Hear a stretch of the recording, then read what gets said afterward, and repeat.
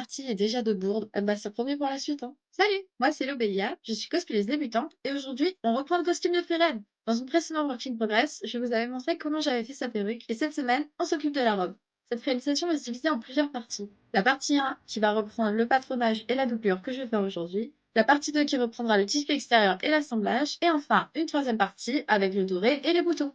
Pour la partie 1, j'ai d'abord commencé par essayer de faire le patron. Bon, je l'ai essayé car en fait, j'ai pas du tout réussi. J'ai pas encore le niveau pour faire ça, donc j'ai acheté un patron sur Etsy et j'ai fait avec. Je découpe alors mon tissu de ma doublure avec mon patron. Et là, j'ai déjà fait ma première erreur. J'ai oublié de laver mon tissu avant de découper. Comme on m'a dit que ça pouvait rétrécir au premier lavage, j'ai décidé de le faire quand même à ce moment-là.